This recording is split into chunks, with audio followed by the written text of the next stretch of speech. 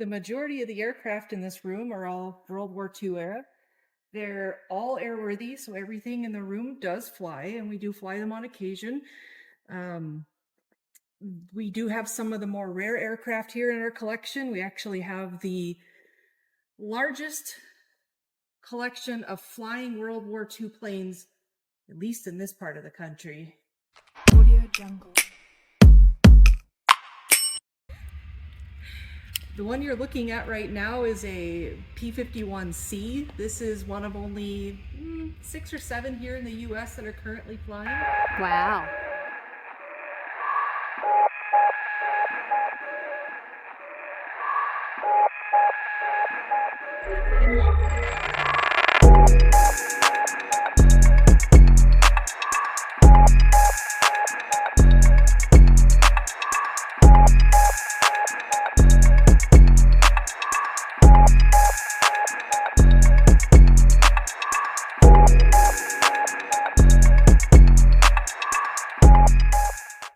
But we've got aircraft from all over the world, mostly just the US and Canada right now.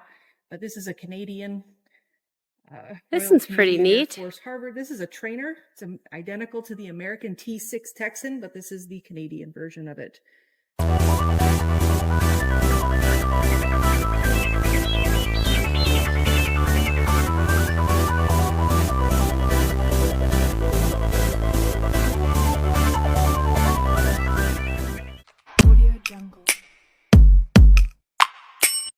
Okay, so what's about this one over here? This one's pretty neat. Yeah, this one is our British aircraft. This is a Supermarine Spitfire. It's a Mark 9, which is an earlier variant of the Spitfire, and this airplane in particular has actually seen combat during the Second World War. It flew 75 combat missions, including missions over the Normandy beaches during the D-Day invasion in 1944.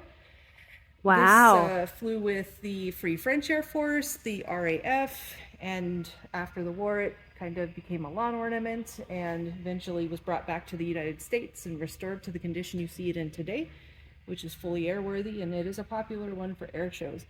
Nice. There's probably 30 or 40 of these flying out there, but here in the United States there's not that many. Most of them are in England. Audio Jungle. All right, so tell us about the Wildcat. So our Wildcat, this is a Marine Corps version Wildcat, FM2P. This is actually the only one of its kind in the world that's flying today of that specific variant.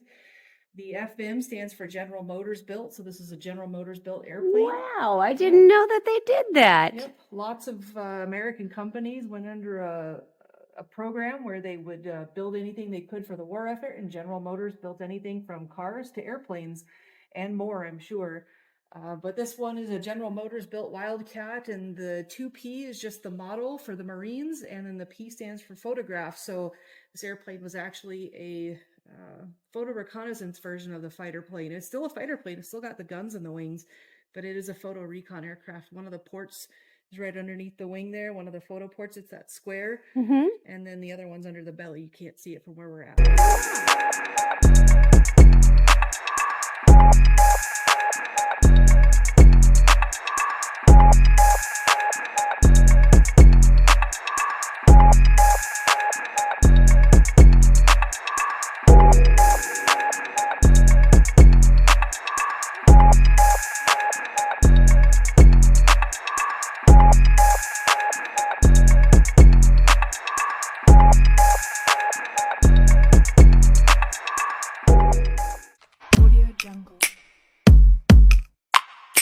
All right, so the Little Horse. Little Horse is another one of our P-51 Mustangs. This one is done up in a European theater paint scheme as opposed to our one up at the front. This is probably one of the older planes in the fleet here. It's an older restoration. This one's done up as Lieutenant Koenig's airplane, and then Dahlberg as well. And Dahlberg was actually from Minnesota. He shared the airplane with Koenig, which was a little unusual for that theater. They usually had their own assigned planes. But this one is kind of the, we'll say, workhorse of the fleet. It flies quite often, and we like to showcase the guns because this P-51 actually has the guns still in it. None of the rest of our airplanes do, and you can actually see inside of the wing. We usually have it open anyways for people to see.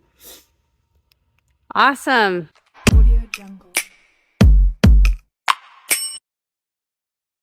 This is our C-53, the Duchess of Dakota. The C-53 is our largest airplane in the fleet.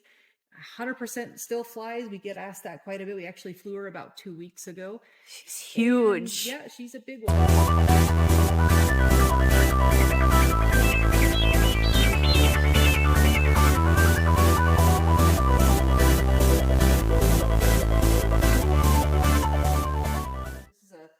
Paratroop transport aircraft, or they use it a lot of times for cargo transport. So that's why it's so much bigger.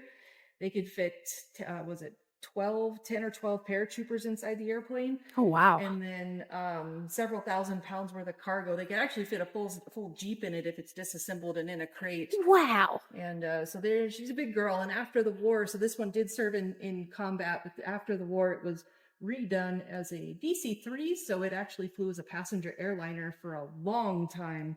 Really? Before being decommissioned and repainted as a military aircraft. Pretty neat. These are still flown all over the world today.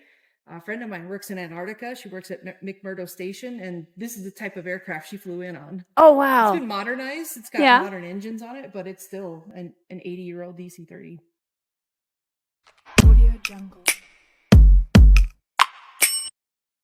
Yeah, this is our P-40 Warhawk. This airplane is actually a combat veteran as well. It's one of only a handful of Aleutian theater survivors. So this airplane actually flew in the Alaska theater during World War II. Nice. We have a very detailed back history on this airplane. We know exactly who the pilot was when it crashed.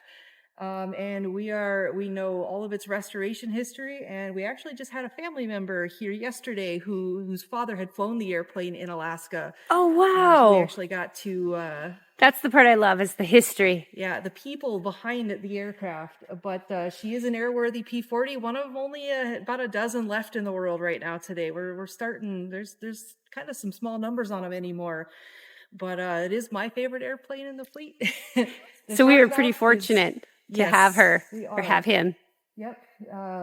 It's definitely one of the crowd favorites, mostly because of the shark teeth on it. Absolutely. Yeah. Pretty well known for this airplane. There's the majority of the P-40s that are out there have that design on it. It's pretty popular. Well, look, it looks like a shark. It really does. Yeah. Definitely get the, can be mean looking. I think he's smiling though. I think he is too. He's saying, look at me go. Audio Jungle. But over here, we don't want to miss any of these. This is the Scott Nelson Art Gallery. Scott Nelson, is a North Dakota artist who painted these pictures, and these are all originals here. He painted these pictures. These depict stories as told by North Dakota World War II veterans. Every single one of these tells their story, and he's collected these stories over the past 30 years or so.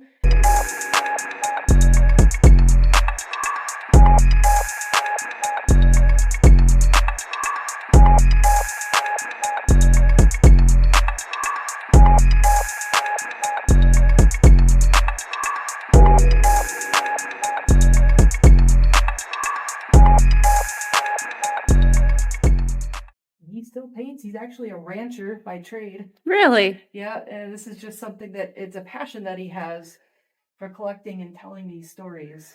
Well, and it's definitely one, different perspective of telling the story, because a picture says 1,000 words, right? Right. And you could tell us this story all day, but you would never feel what you feel by looking at these. And this one here, down here in the corner, this one is going to have some significance coming up pretty soon. The story of that one is that of Buck Clevin. He was with the Bloody 100th Bomb Group is what they called him. Mm-hmm. And there's a TV series that's about to come out called Masters of the Air. And it's centered, he's one of the main characters in the series. So this North Dakota pilot's one of and that painting there depicts one of the instances that he found himself in, and his signature's on there as well. Nice.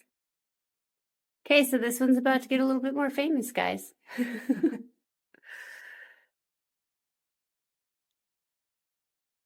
Pretty neat. Audio Jungle.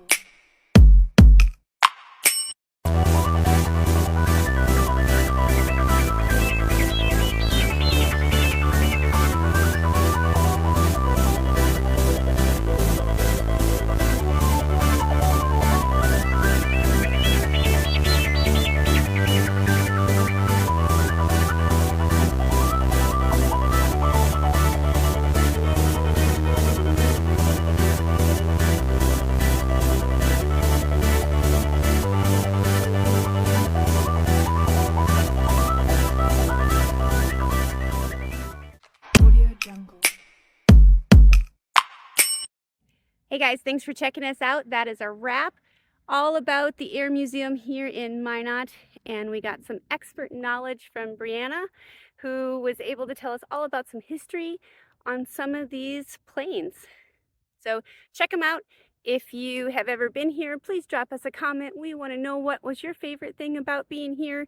If you haven't been here and you want to know more about it, feel free to contact the Air Museum and speak with Brianna. She would be happy to teach you all about some of these awesome aviation aircrafts. So until the next time, if you want to see another video or you like our locations, you want us to shoot a certain location, let us know. Maybe we could do that for you as well. We want to hear from you. So if you've been at these spots, please tell us what your favorite thing was. And hopefully we'll see you here next time. Audio Jungle.